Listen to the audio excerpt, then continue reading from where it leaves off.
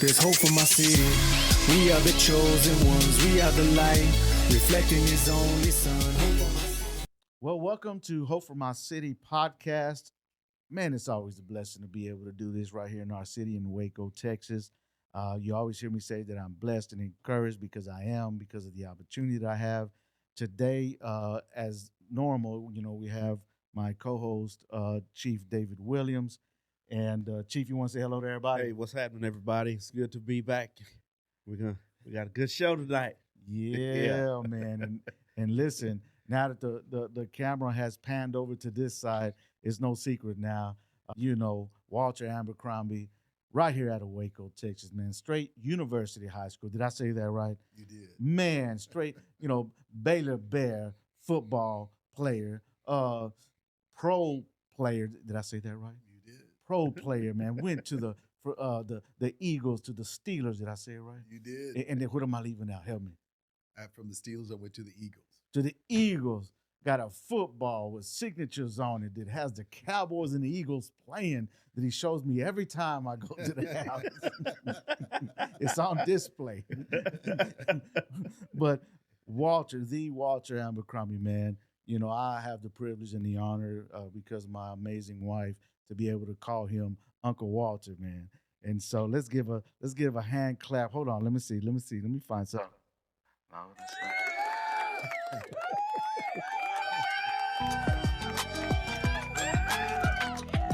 Uncle Walter's in the house. And I'm just happy. You see, I'm pushing all kind of buttons, y'all. Man, Walter Abercrombie, would you say hello to everybody? Hello, everybody. It's good to be here with you. And I'm excited about tonight. Get to talk a little bit about me and about you and get to learn a little bit more about this program. And so I'm really excited. Amen. Well, you're from Waco, Texas. Can you give us the nuts and bolts of that, man? Yeah, so I grew up in South Waco, Okay. over on South 8th Street, really just a few blocks from Baylor campus. And so as a kid, going to Oakwood Elementary, and then I thought that I would go to high school at Moore High School, which is where my brothers and sister went, which is predominantly black school because they hadn't integrated back in those days. But Yeah. right before I went to Moore High School, they made some changes, and so they started integrating the schools.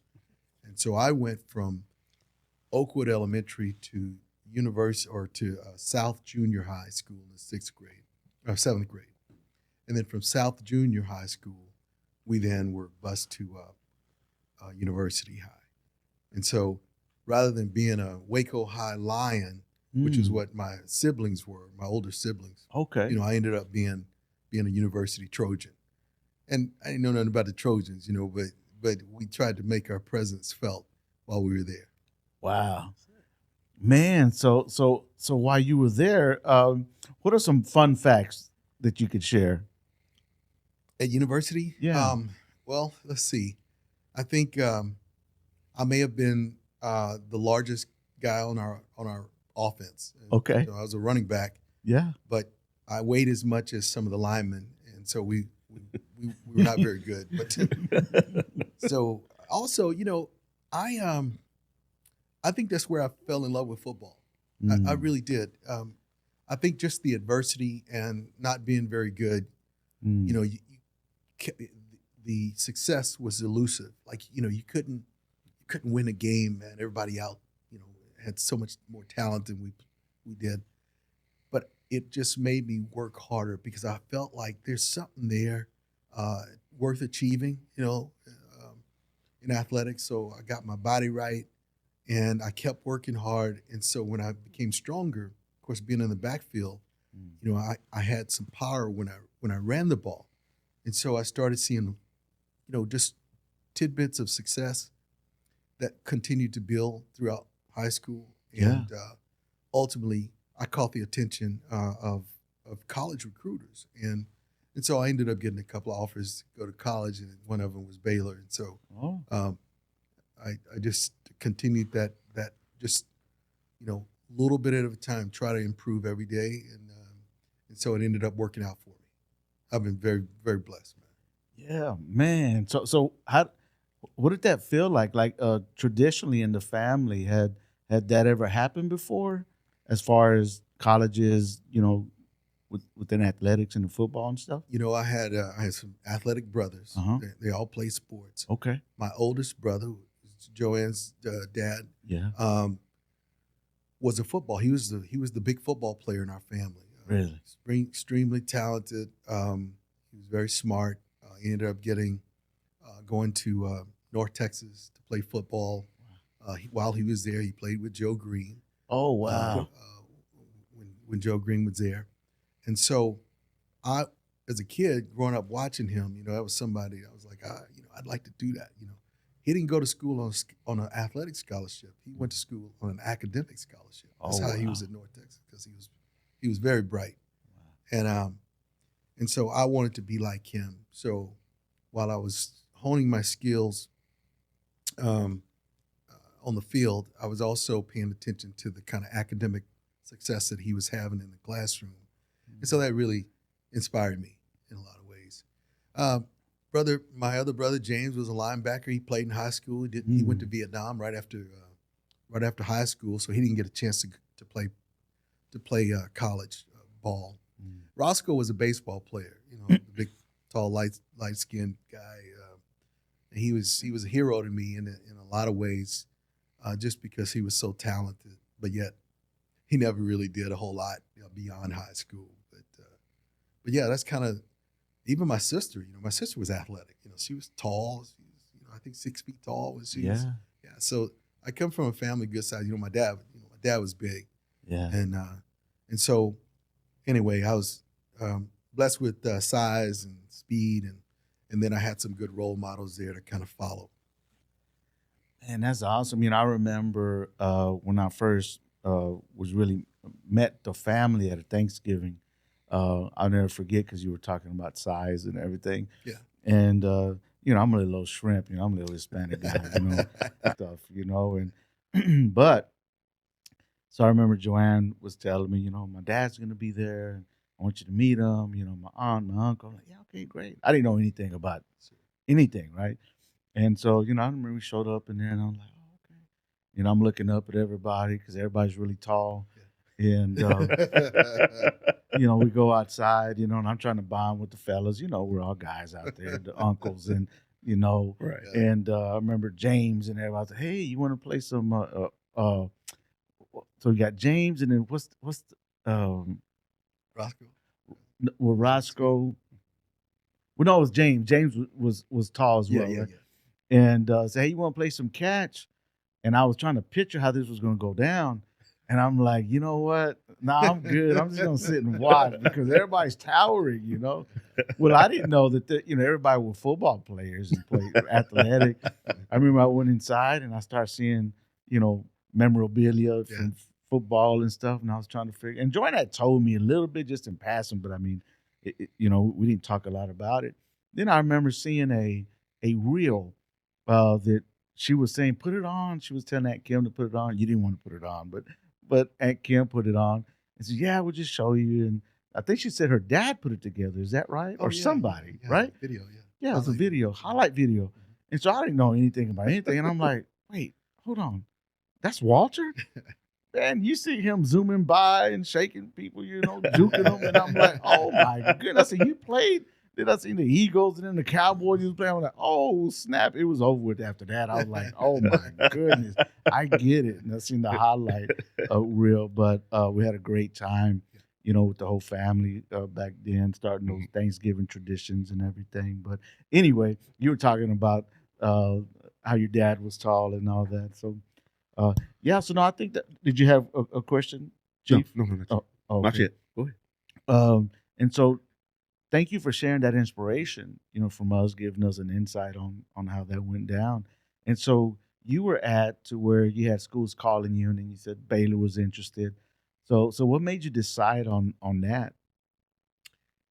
So, I was, I think growing up the son of a pastor, I was influenced heavily by my dad, right? And so, a lot of college coaches, I couldn't, the ones that were looking at me, I was looking for something that I would be able to continue to extend my faith, beyond high school. Mm. And if I went to another city, then I wanted to feel comfortable. I wanted to feel like something that I recognized, that I'd been around, something familiar. And so, being in a Baptist home, Mm-hmm. and growing up in church, uh, that was it was a big deal. And so Baylor University, two things. They used to send these students down into our neighborhood. They come down to the hood. Really? Yeah, and they would come down and witness. If like we were playing in the street, students would they'd come down in groups, and they would talk to us out in the streets while we were playing ball and stuff, and Wow. talk to us. And they would play. They would play with us. Wow. And then uh, when we were finished playing, they would invite us over to 7th and James Baptist Church over there Wow. for cookies and punch. All my friends and stuff, we wanted to go get them cookies and punch. Oh Right? yeah, Yeah. of course. Uh, but while we were there, they would talk to us about the Lord, and Wow. I thought this is kind of cool. I got to know some of those students. They were genuinely good people, man. Wow. And so that gave me all of us really a good impression upon Right. Baylor University and their outreach in our community in that way. Yeah. So, but I think the thing that got me going to Baylor is that Coach Taft, Grant Taft, was the head coach at that time. Oh, wow. My dad invited him to Sunday morning to speak at Sunday morning service. Really? So this is during the time I was being recruited.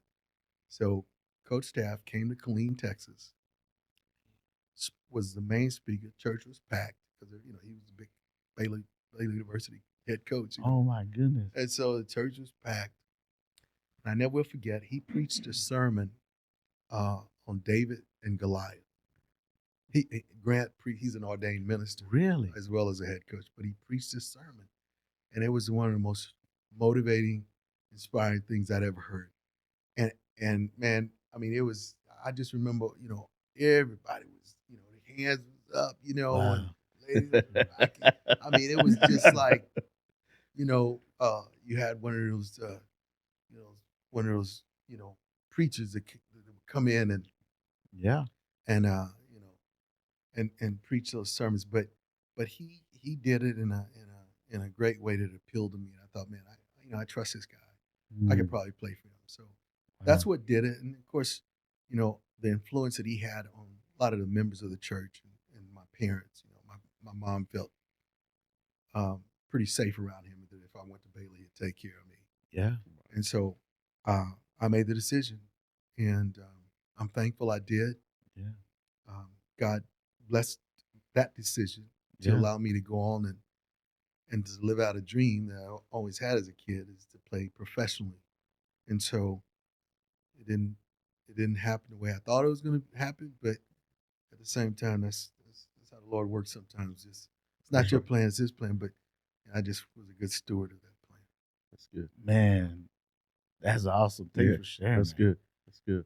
Man, so talking about the church over there, if I understand this right, there's even a street over there in Killeen called Abercrombie. Yeah. Is that right? That's right. Before my dad died, he was such a pillar in the community, in the Marble Heights community, and being one of the servants of that community and serving in that capacity for the number of years he did, I think 30 years or so. Mm-hmm. And so the community appreciated him. I think the city of Killeen appreciated his contributions and so forth, and his leadership. And so they decided, the city decided to name that street that Marble Heights Missionary Baptist Church was on after my dad. Wow. And it was just, a lot of times that's given to an individual when they die, but he was still alive, and Wow. he was able to participate in it. Oh, that's great. And in the ceremony, and that was Yeah. touched me. You know what I mean? Yeah. And it also helped me realize everybody has an opportunity to do something great with their life or positive with their life. Maybe not great, but something positive, have an impact on people. And here I am standing there in front of my own father, and I'm like thinking, wow, this is really a calling for me to try to live in accordance to what his design was like if I can be a positive impact on someone, I want to follow that as his example. Right. Yeah. And so that was a great example, and I was as a son proud to see him being recognized and honored in that way. Wow. That's pretty awesome That is. to be given his flowers Yeah. while he was still alive. While he's still alive. Wow. And he was such a humble man. I mean, he you would have thought after everything he'd done, he'd be like, wow, he just didn't feel like it was. In fact, I think he complained a little bit that it was too much trouble, to go through all that. He didn't. But Yeah. but it was just the resolve of the community. Said, no, we want to do this for you. Right. What That's, a, that's great. Yeah. That's really great. what a legacy. Yes. Man. So that's some good foundational pieces there that God provided through your father, through Baylor, sowing seeds there, and to help determine, or for you to determine to make a decision, and your family to feel good about that. So you started at Baylor, right? So you enroll, you're in there. How was it? It was good. Let me just say this too, because I didn't talk about my mother a whole lot, Okay. and Go ahead. and I dare not miss Mm. talking about her, because while I was a pretty successful high school football player and went to college and was successful there, my dad never went to see me play. Mm. Now, he said, what was that all about? Yeah. I really don't know what that was all Mm. about. But my mom went to every game I ever played. Mm. So I can't explain why my father just didn't take interest in me enough to come to my games. I can't explain that. Mm. And it used to hurt me, when I was a kid, and I didn't understand it. But I was thankfully at University High School, where wasn't necessarily a whole lot of dads at games. You know what I mean? Really? Yeah, that's unfortunate. I mean, I'm just saying No, I know. that was yeah, just the culture. So it wasn't Yeah. like Right. my dad's the only one not coming to games. Yeah. I mean, I love my dad, and my dad loved me. There's no question about it. He just Sure. was not into football. He thought it was a game, and I think he said, "Look, you need to spend more time, in your books. This is going to go away one day." And so I just don't think he had a whole lot of interest. My mother, on the other hand, was one of the biggest football fans you'd ever been around in your life. Really? Oh my gosh, Dallas Cowboys. Yeah. Forget about it. Really? Oh man, she loved the Cowboys, hated the Steelers. Really? Yeah, and so, but anyway, mom, Oh you my- got to say, mom was a registered nurse, and she worked for 30 years at the VA hospital. She was a veteran herself. My dad and mom are both military veterans, Oh, okay. but she came home and she outranked my dad, by the way. Really? Yeah. Anyway, but they made the marriage work, and she would get off of work and to have the car packed, ready to go to a football game. So she would come to all my games that she could make. And then when we traveled on the road, she and one of the neighbor ladies, they'd get together, put their little blankets in the car, and they traveled to out of town games. And the same thing happened when I got to Baylor. If it's an in-state game, say we play Houston or we play TCU, I mean, mom was always at the games.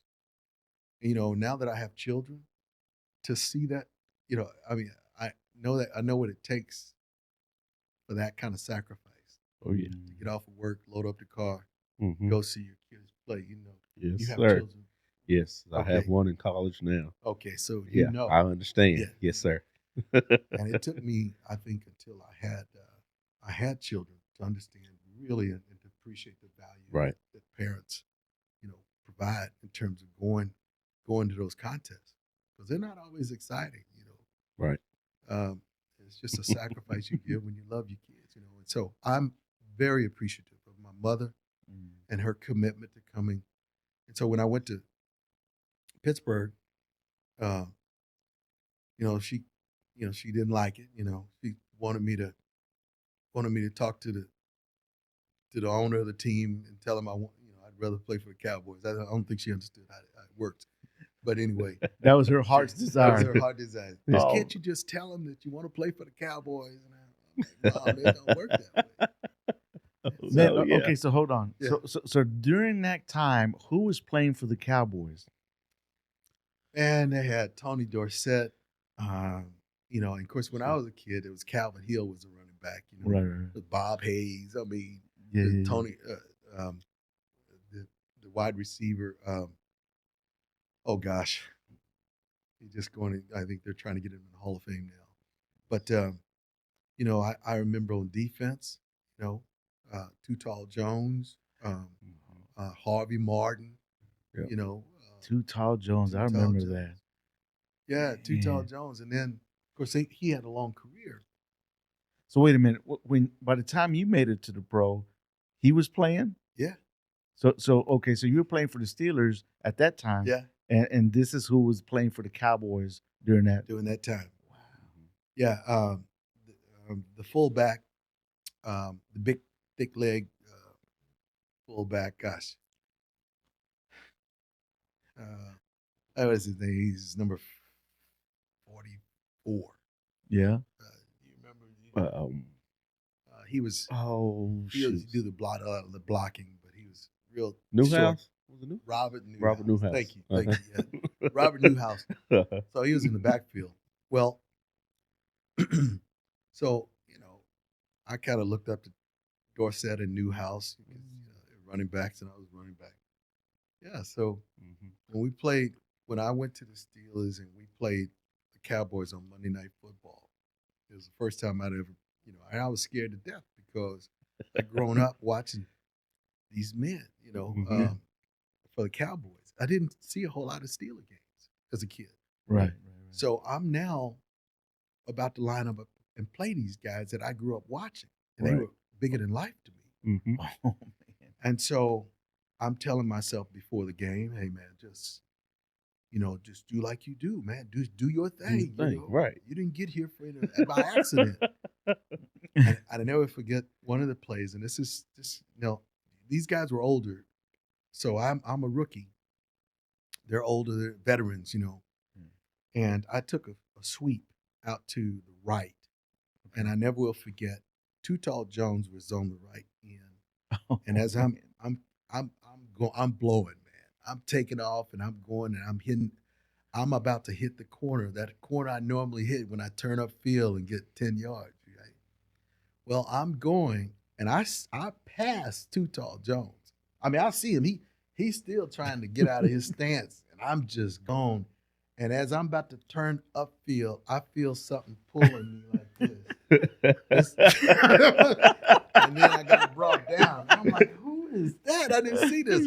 But he had a wingspan. Right. and his long length, man, he could reach out and touch you, Mm-hmm. And so that was like a 7-foot wingspan. Yeah. So it shocked me. Yeah. So I had to deal with that all game long, Like, And man. So, he brought it. Those guys were out there, Mhm. and they were all pros and Hall of Famers for reasons. They were really talented. Wow. So on the Steelers side, when you first went to the Steelers, who were you playing with? Who was there that? Yeah. So I was drafted in the first round. Okay. Of the 1982 NFL draft. So when you're first round pick, that means that there's a spot for you on the team. Theoretically, that's kind of what you're coming in there to do. Well, they had a running back named Franco Harris and a running back named Rocky Blyer. Mm. And these were the guys that took them to the Super Bowls and all through the 70s. And so Rocky made the decision after I was drafted, he was going to retire. He went into television business. Franco was still there. Franco Harris, the great, Hall of Famer. And so when I got there, they put me in the backfield with Franco. Now at Baylor, I was a tailback. We did blocking, but I was the main guy to carry the ball. When I got to Pittsburgh, they said, okay, what we want you to do now is block for his guy. Yeah. Because his guy's a Hall of Famer. Right. And I was like, really? Okay, we'll try that. And so for the first year or so that I played with Franco, they would feature me on certain plays, but my job was to make sure that he got his yardage. So it was humbling, but I was playing with a great player. Right. That's awesome. And then what year was the steel curtain a thing with the Steelers? Yeah, it was in the 1970s. They won 4 Super Bowls in the 70s. So you were around that area? I came in 1982. So 82. After the dynasty, their program was starting to rebuild because the guys were getting older. Okay.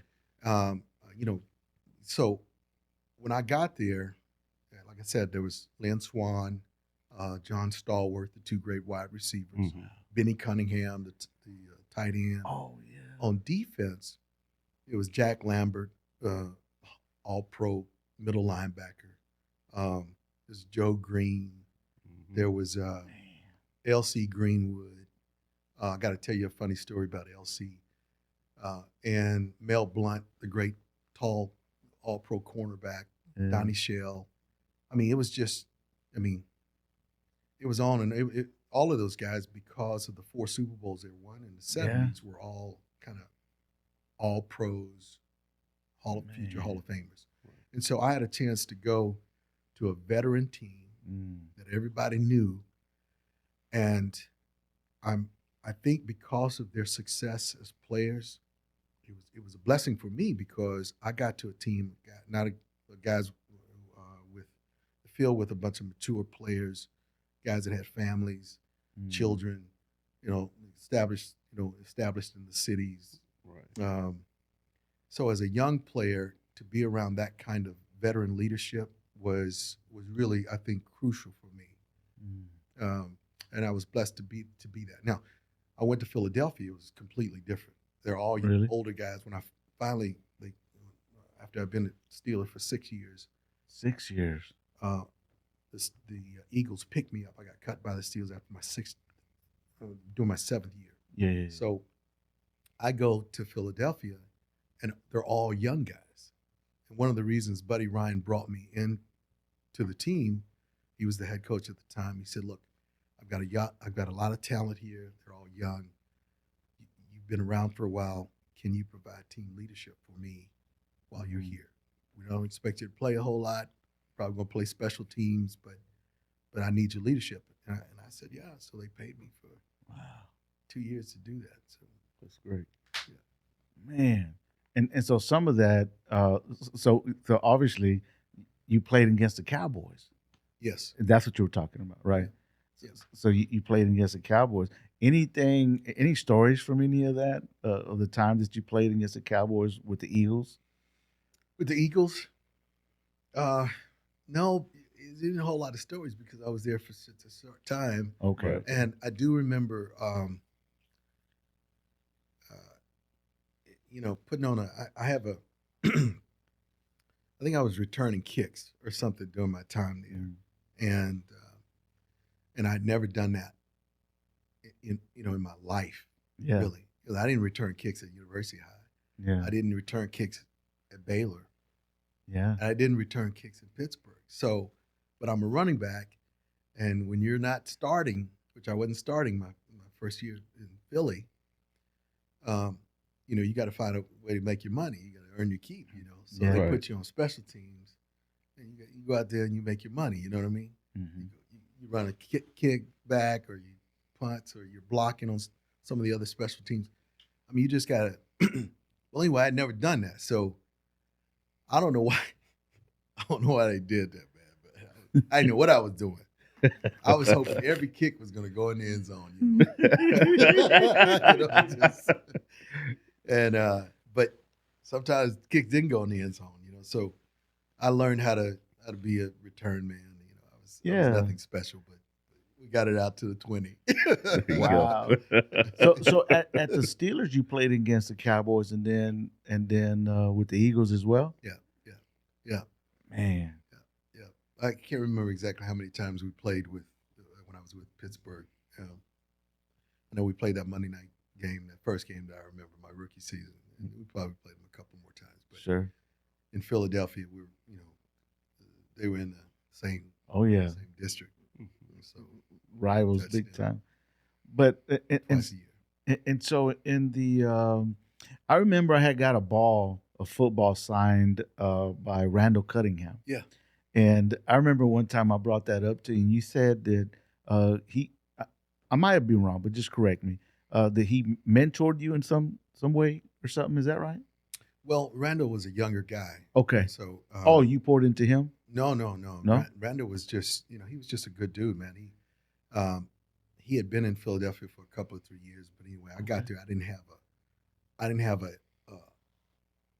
a car. I didn't have a apartment, and Randall offered for me to stay at his house. Man.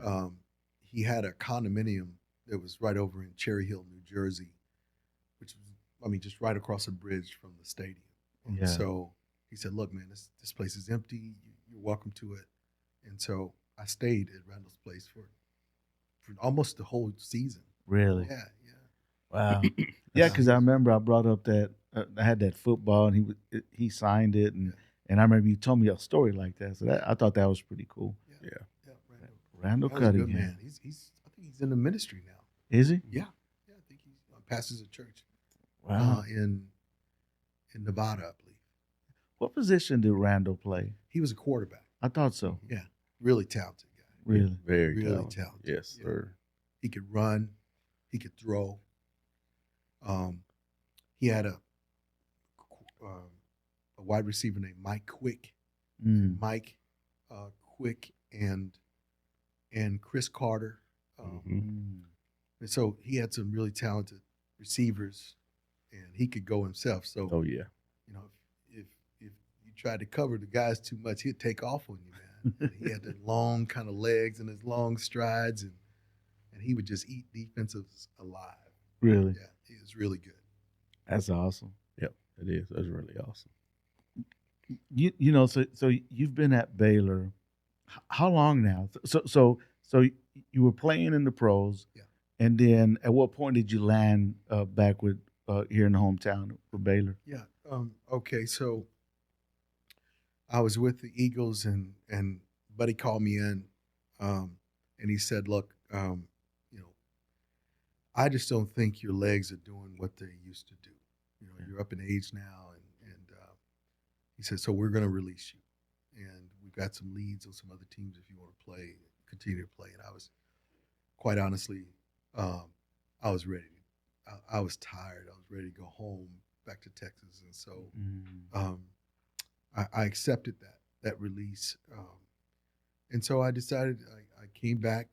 That's when I found out my dad had they had found leukemia in his system, and they'd given him 6 months to live, and so I said, I'm just going to go back to Waco and be around my dad. Yeah. For those 6 months. And I'll tell you something. I learned more about my dad. I got to know my dad better in those 6 months than I did in the previous 30 years. Mm-hmm. Wow. Just talking to him, because I'm at that time, I had been a professional. I come back and I really don't know what I'm going to do for the rest of my life, because I'm trying to figure out what's the next play, what's the next gig for me, right? Right. But so I had some time, and so I spent time with him out there in the country in Riso, where we own the property, where he grew up, and we just talked. We talked. He told me some things that I think, had he not been in that situation,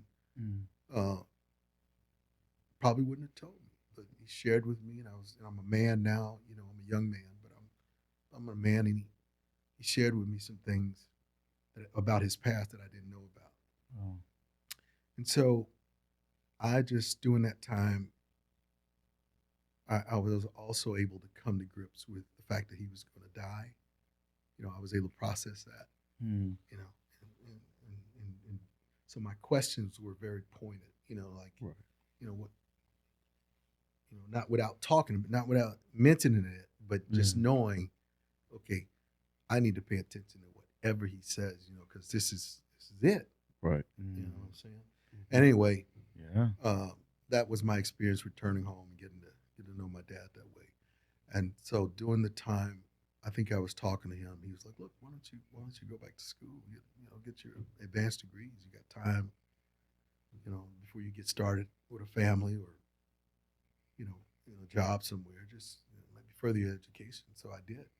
I got a master's degree. What was it in? My master's degree was in education administration. So I thought that I would be a high school administrator or something. Yeah. And so I did that, and he died in March, of the year that I was about to graduate. I graduated in August, but he died that March, and he didn't get to see me earn my degree, but he knew that I was pursuing it. Yeah. But I don't know how I got through that spring semester, because after he passed away, man, I was just devastated. And but you got a lot of work to do. Stuff is estate and stuff, and dealing with my mother, making sure she was okay. Right. So that was a big transition for me. Mm. So I was able to finish, and then I got a job at the university working in academics. They hired me to kind of be an academic advisor at Baylor. Mm. And my job was to run study hall, for the student athletes. Yeah. And that was good. And then I did that for 3 years, I think. And then Coach Grant Taft, the same that I played for, Yeah. took over as the executive director of the American Football Coaches Association. Mm-hmm. And he called me and he said, "Look, I need a director of education. Would you be interested in it?" And I was like, "Well, Coach, I got a good job here at Baylor." He said, "Well, think about it." So anyway, I thought about it and made the decision to move. And so I went to work with him at the Football Coaches Association. And I did that for just about 10 years. And then Ian McCall, who was the AD at Baylor at that time, was looking for someone to run the Letterwinners organization at the university in athletics. Mm. That's a former athletes. Okay. It's an organization of former alumni. Right. And so I looked at it and I thought, this might be fun to do. So I left the AFCA begrudgingly, because I really didn't know, if I was going to like this job at all. But it was working in athletics, which I did like. And so I left Baylor, went to become the associate AD in the Baylor Athletic Department. As the associate AD, I was in charge of the B Association, is what we call it. And so I've been doing that now for 20 years. Okay. Wow. Yeah, I'm the executive director of the B Association. B Association. Yeah. And so that I want to make sure I follow you right. Yeah. So that's the of the folks that have come through that are now retired. And so what happens with all that? Yeah. So when you graduate, when you play sport at Baylor, no matter what sport, all the sports at Baylor give the athletes that play the sport a letter award. You remember high school, you earn a letter, you get the letter jacket. Mm-hmm. Yeah. Well, at Baylor, you can letter 4 years. And so the gifts that you get each year for a letter award is a letter jacket the first year. Mm-hmm. You get a blanket with a big B on it. Okay. A green blanket. And then your third year, you get a plaque that you can put in your office. So I earned a letter at Baylor University in football, right? Yeah.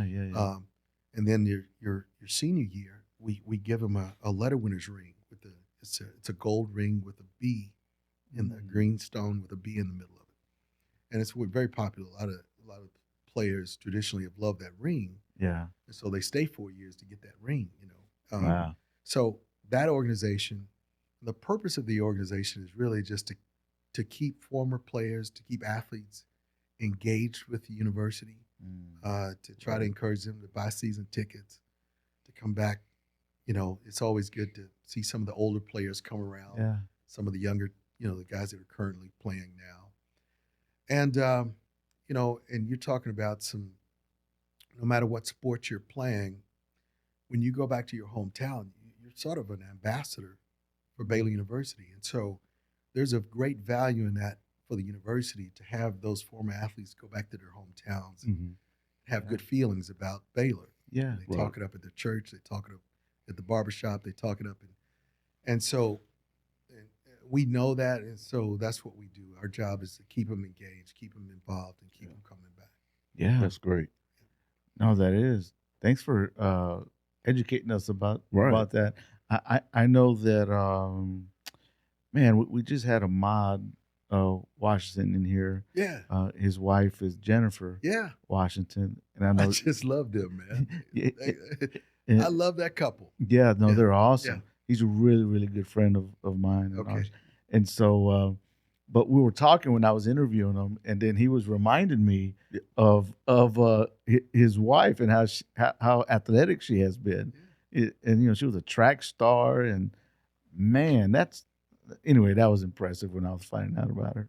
She's extremely talented, and you probably would never hear her talk about it. That's right. She was one of the greatest track athletes Really? at Baylor. Yeah. Wow. She was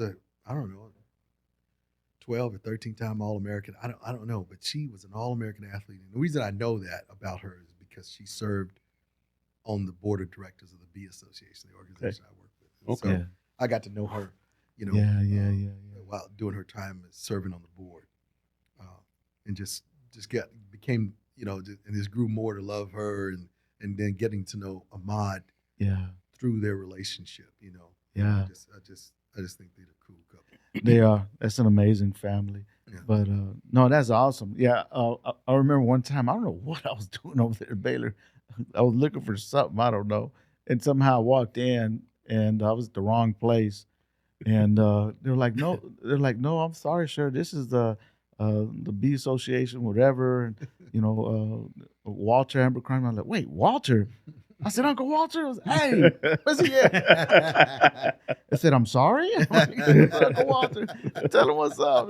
I remember you came out there, and I was like, man, I had no idea. But that was cool back then. But, man, so you've been doing that for how many years did you say? 20 years. 20 years. Yeah. That's great. Wow. Man, thank you for all that you do there. Well, man. thank you. Thank you very much. It's been a labor of love, really. I just couldn't think of a better job. I get a chance to work around athletes.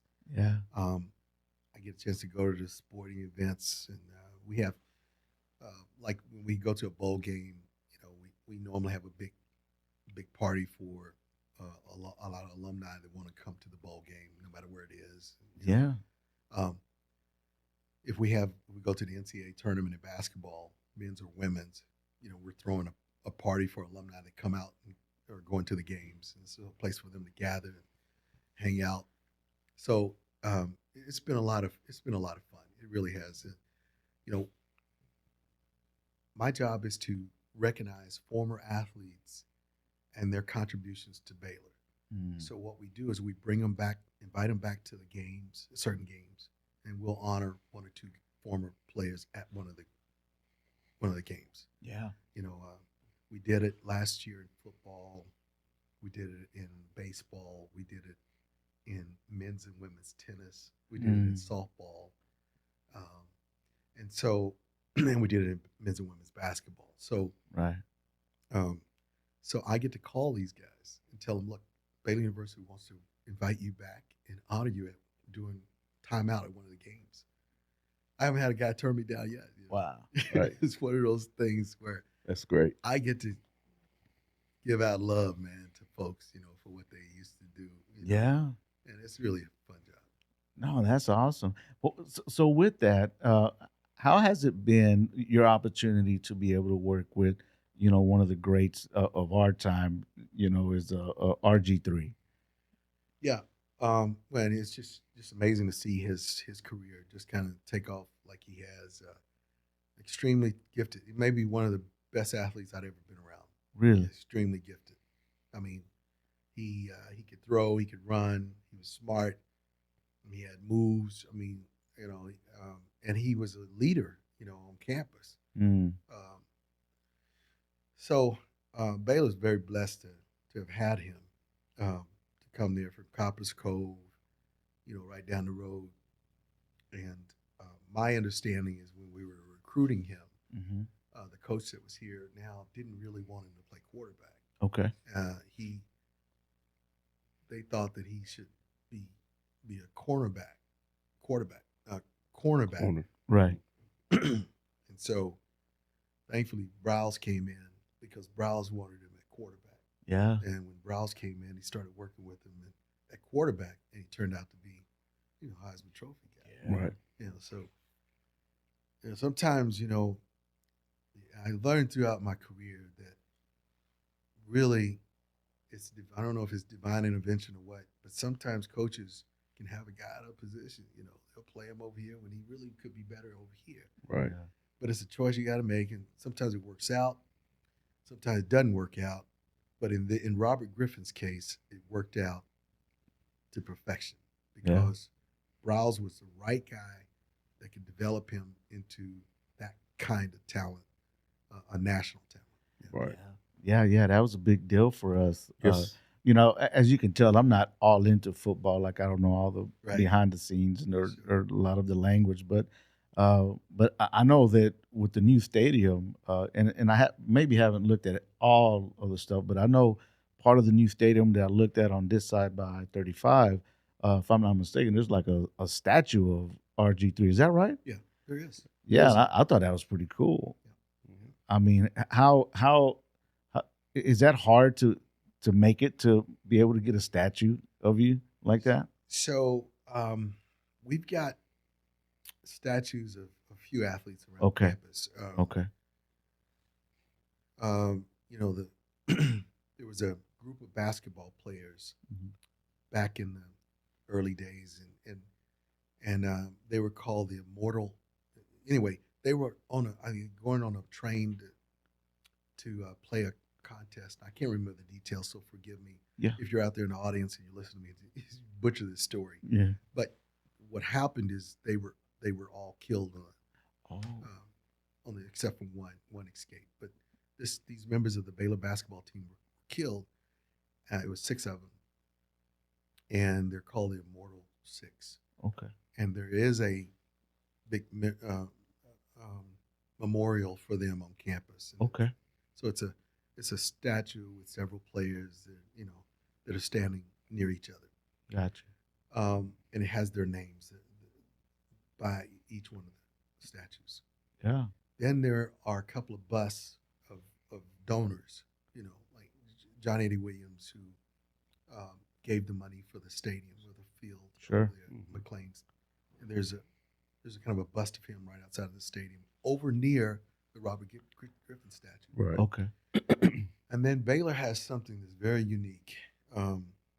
They have 2 former football players who were both Congressional Medal of Honor winners. Mm. That's the highest. It's the highest military honor you can give someone. Is the now Baylor has 2 former players who got that award. It's very, very unique. Mm. And there are statues of those 2 individuals Wow. right on the banks of the Brazos, right by McLean Stadium. Okay. And if you go by there to see them, there's a bridge that leads over to a campus from the stadium. Yeah. They're right there by the entrance of that bridge, that walkway, and it's pretty cool because and I invite you to come in the Letter Winners Lounge, and we have a display in the lounge, honoring those 2 individuals, those 2 soldiers. And they were both. I check that out. One was killed in action. The other one came back and had a productive life after he got out of the war. But the one that was killed at Iwo Jima, with a story on his citation. Really? Man, hero, man. Man. I mean, I think of the word hero, you think, this is what you think of, something like that. Somebody doing something like what he did. Yeah. And then look, I think those are the only statues that we have. There's been talk about, a great player like Mike Singletary, for example. Yeah. He's arguably one of the greatest linebackers to ever play. Right. In the Hall of Fame. He's as we talk about it, maybe trying to find a place for him. Yeah. And so, it's a slippery slope. Once you start, you have to be at a real high level or have done something extremely special. Yeah, for sure. To get a statue. Well, yeah, no, I thought that was pretty cool about RG3 and seeing the statue and yeah, no, I think that's great. I remember, man, you know, back in the days before they put the new stadium up and all that. I remember the old stadium, the Floyd Casey Stadium, and man, I remember it was cool, especially when I was finding out about the family, and learning about you. We were talking. We'd have conversations. Eating some smoked turkey. I remember you smoked one inside of a barrel once. That's right. You went and bought it and YouTubed it and put it all together. It worked. Pretty good memory. Yeah, it worked. It was pretty dang good.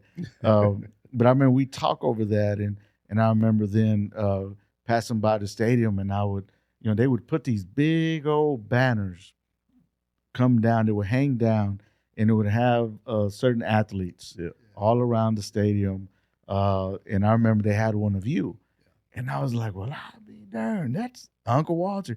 So we'd pull up in our little old dust bucket we would have with all the family. We all scruffy and just driving around, no gas, but we'd pass by to show the girls. And we'd say, look, and our son Chris, look, that's Uncle Walter. They were all tripped out, man. So that was always a cool thing back then. I remember talking about a cool thing is there was I'll tell you what a cool thing is, man. A cool thing is to watch you do your thing. And I've followed you from the time you were involved in our family, and I've seen your ministry grow, and I see how you've impacted, the Waco community in the way that you have. Mm-hmm. And before I forget this, I just want to say that I'm proud of you, man, and I'm proud of the way God has used you, has used your life here. You're like a hero too to me, right? Being from Waco, and so I just want to encourage you, man, and just say thanks and keep on doing what you're doing because you're making a big impact. You may not realize it, but you are, and from a distance, being able to look at you and follow you on social media and so forth, it's just made me extremely proud. So I want to say that before I forget tonight. There you go. Amen. Thank you. Yeah. Appreciate that, man. Yeah, that's a blessing. But I remember, Joanne was saying, "Hey, we're gonna have a family reunion, an Abercrombie family reunion." I'm like, "For real?" You excited? All right, cool. Yeah, I've never been to one before. Hey, but I had no idea, right? I had met, the different family members. It's always a blessing. Right? We normally have a good time. And like, yeah, they say yes. And then later on, we got to the details. I'm like, oh, so where we gonna be at? It's going to be at the Floyd Casey Stadium. I'm like, wait, what? Man, we go up in that bad boy. We in the stadium barbecuing, and just having a good old time, man. Smoking some chicken and all kind of stuff, man. We're in at the time.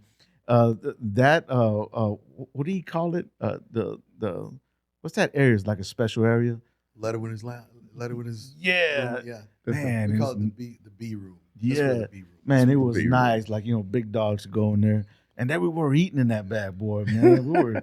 The pit was right outside. Yeah. It was just cool as all get out, and I'll never forget that.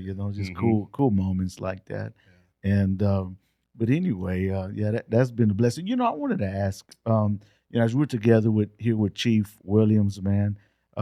Chief is a great guy, man. Solid person, man. And he's in law enforcement. And been in. How long have you been in law enforcement? 20 years. 20 years. Yep. And what has your experience been, Walter? As a civilian growing up, maybe a perspective you've seen from maybe the culture or whatever, from the fact, whatever. How does that unpack for you from then all the way up until now? Well, every day I'm just reminded life could have. I've been very fortunate, very blessed, and I don't take that for granted. I can think about decisions that I made throughout my life where, by the grace of God, but by the grace of God, Right. that I got out of that situation. And I tell you a story that I tell this occasionally, but I don't want it to be a long story. But my rookie year, this is the week after I got drafted. Okay. I go to Pittsburgh, and so I'm excited. I'm a Steeler, and so they bring all the draft picks in, and that night we get to dinner, and we were going to go to the stadium the very next day, and meet the coaches. So I'm in the hotel room at the Pittsburgh Hilton with someone they drafted in the 6th round or something, one of the later draft picks. He was a big defensive end. And so we get back from dinner, and I put my gray shorts on, and I'm watching TV in the hotel room, just wait, go to bed, get some rest, be ready to meet the coaches next day. It's my first night in Pittsburgh. My roommate, who I didn't know, goes downstairs and comes back about 15 minutes later. And he knocks on the door. I get up, I look out at a peephole, and I could tell he had a female with him. And so I was like, man, girlfriend meet him here, whatever. So anyway, he comes in, he's got this girl, hey, this is so-and-so. And I looked at her, I could tell, that ain't his girlfriend. That's somebody, somebody different. Yeah. And so anyway, I'm laying on the bed, I'm watching television, and they're kind of in the hallway by the restroom, and I couldn't really see them, but I could hear them talking. And then things got quiet. And all of a sudden, I hear what sounded like maybe they were kissing, maybe. And so I leaned forward, and he was just all over her up against the door way out to the hallway. And she said, so I just heard her say, hey, stop. What are you doing? And I'm watching him. He's got his forearm up against her throat. Oh, wow. Oh, wow. The wall, and he's pulling her skirt down. And there's an attempted assault in this room, right? Right. And I'm like, so she's yelling, and so I get up, and this is a big dude, man. I mean, when I got up, I was like, say, man, what are you doing? He said, turned to me, he said, this B is trying to charge me. And I said, I was like, man, you can't do this, man. I mean, I'm in this room with you.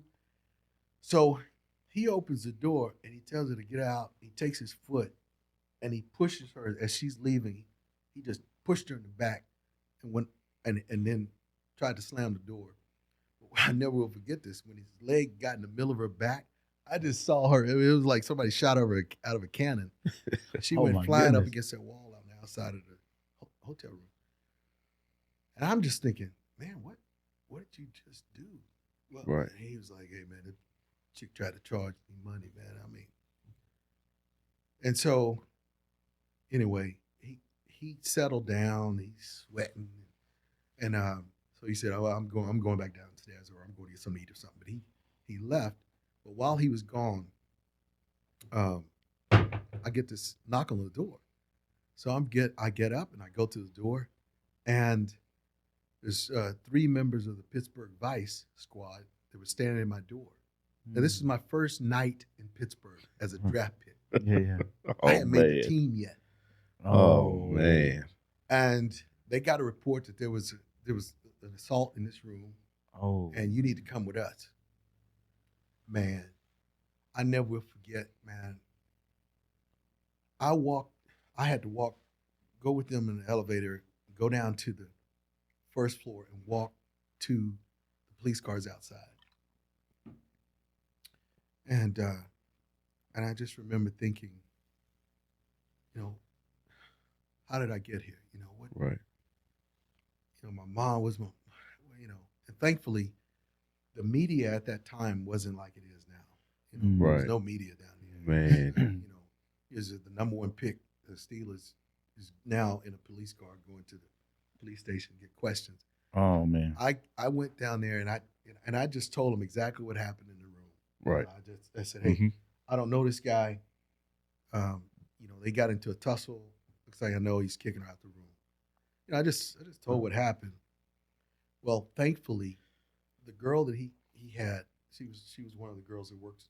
She worked that area down there, in the hotels down in the downtown area of Pittsburgh. She was a prostitute. Mm. Her story to the police officers corroborated what I told them. In other words, she said I was not involved. I stopped it anyway. But that young man who did that, whenever they caught up with him, they cut him. The Steelers cut him that day, and I think he went to jail and never played in the NFL again. Mm. But I share that story with you because had that happened today, there'd probably be much more scrutiny on me. Definitely. Certainly more negative press that would have been out there. And I just got out of that situation, you know, just because, not that I was going to be involved in it, I wouldn't have, but just the circumstances, Right. you know, being with somebody else who's a troublemaker. Mm-hmm. Mm. I'm thankful that I grew up the way I did. I'm thankful that my dad had the influence he had on me as a pastor of a church. I'm thankful I went to Baylor University. I'm thankful I went to a small school where I received a lot of love as a player Right. in a small community in Waco. And so that moment, it was that young man that stood up in that room, in that situation. It was that kid that made a difference, meaning that the influence on my life made a difference in the decisions that I made. Right. Mm. Therefore, the decisions that I made impacted my life much differently than it did the young man who made the bad decision. Right. Right. Man, that's good. Yep. That's really good. As we last question is for those that are tuned in. What let's say an athlete, you know, Right. that's up and coming, that has, as you know, that's inspired as you were as a young guy, Right. for all kind of reasons in their life. What would you be able to share to them? You know, I would just say that the road to success is it's got a lot of different pathways. The way I was motivated, the things that impacted me when I was a kid, they're different now. Mm-hmm. There's much more influences coming from a variety of different sources on young people today.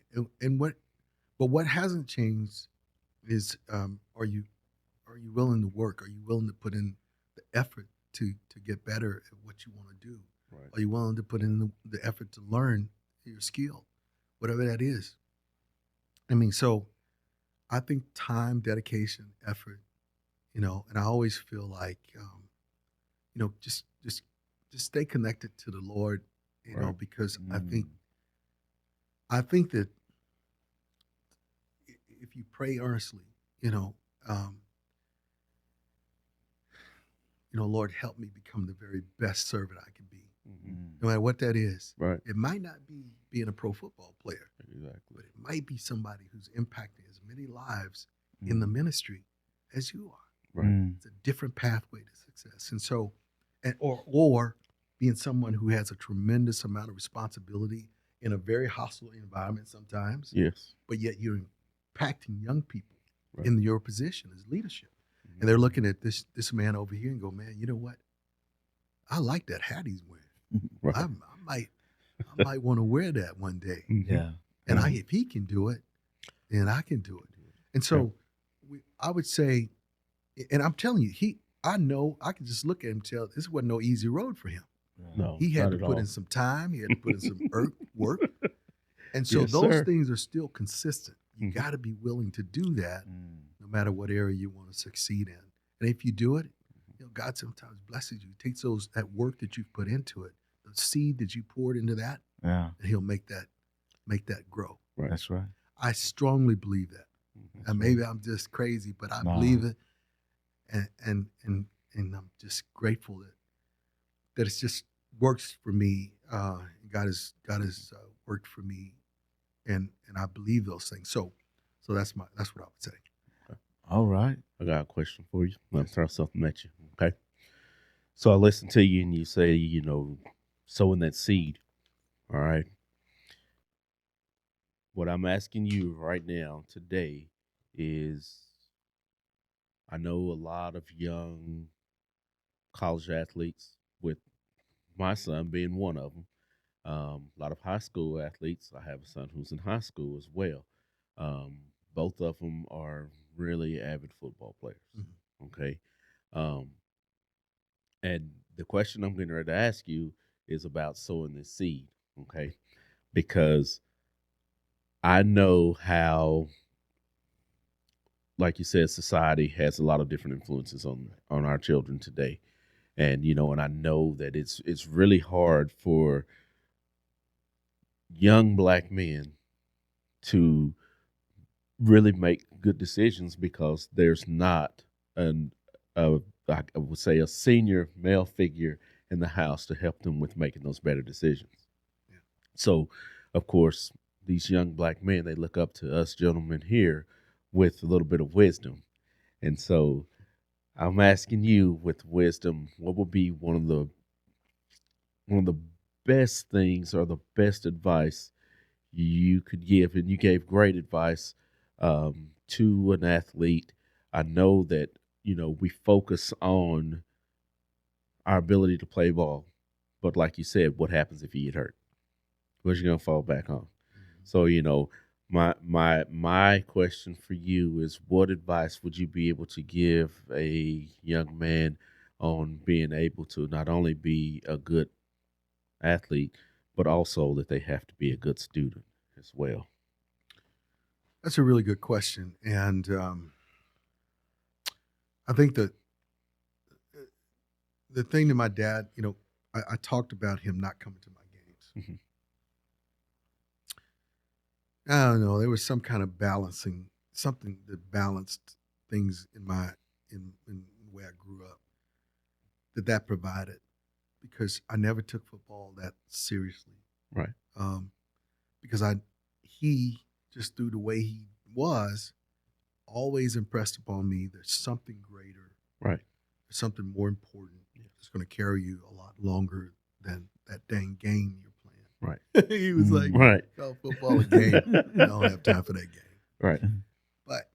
But so making sure that I got my education, and I can tell you it's true. While I made pretty good money, I wouldn't make the kind of money you make now, but Yes. I made decent salary back then as a player. But the thing that has sustained me beyond when I started getting old, and beyond football, the thing that sustained me, I think, is my education. Yes. And the 2 degrees that I have, Yes. because I can get a job. Right. Mm.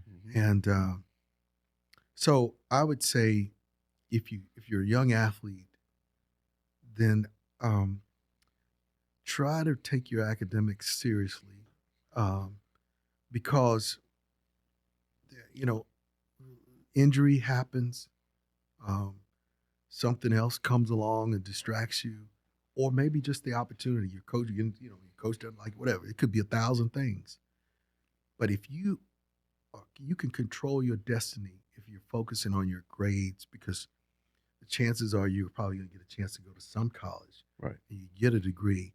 And I can tell you, after the studies we've looked at athletes that played during my time, over an extended period of time, you can actually make more money with a job and a college degree than you can doing the monies that we made the time that I played, the money that we made at that time. Mhm.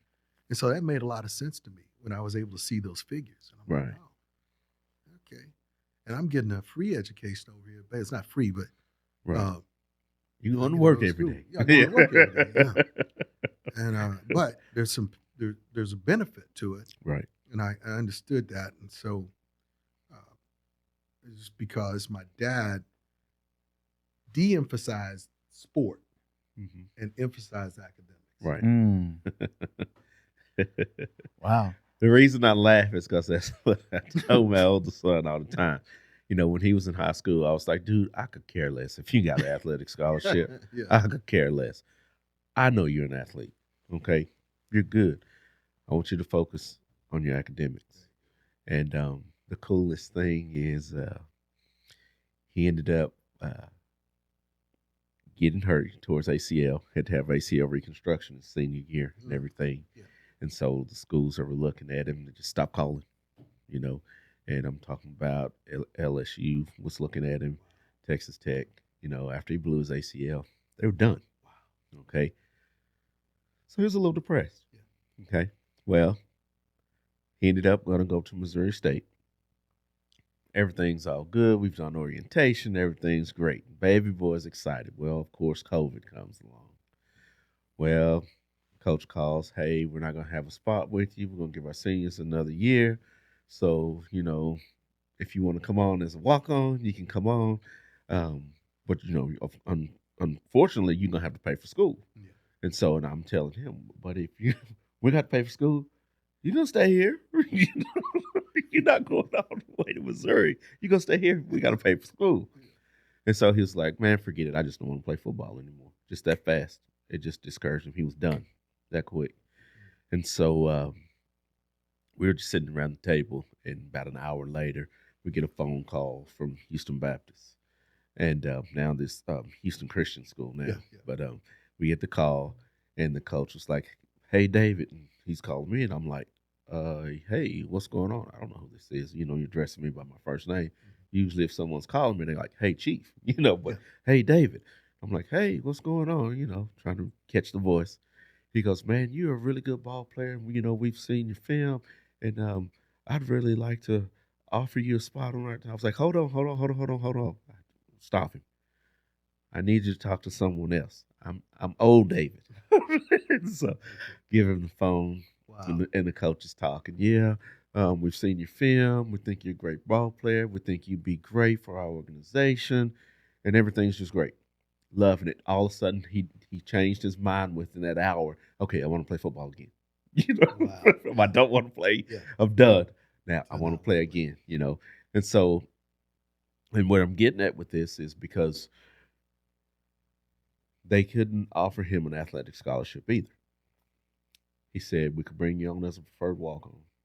And at this point, I'm looking at my baby boy, and I'm seeing the joy in his eyes. And, you know, I look over at my wife, and I'm like, we got to do it. You know, we got to do it, whatever it takes. We got to get him there. And so it was really cool. Everything is done. We get an award letter in the mail where he's awarded $39,000 academic scholarship. Wow. Get another letter in the mail. About 2 weeks later, he's awarded another $17,000 academic scholarship. And so it was cool for him to come to me and say, Dad, you were right. I'm glad I did keep my grades up. You know, so I want to share that with you, you know, so these other young men out here can hear that as well, that are pursuing that, you know, keep your grades up. Your grades are everything. Your athleticism is great, your athleticism is good, but your academics are great. And you always have to remember, young men, that your knowledge can never be taken away from you. Knowledge can never be taken away. But that position on that athletic team that you're playing on can be taken away. And so let's pour into our academics as we're pouring into those athletic positions and games that we're playing as well. So be more than just an athlete. We need you to be a student athlete. There you go.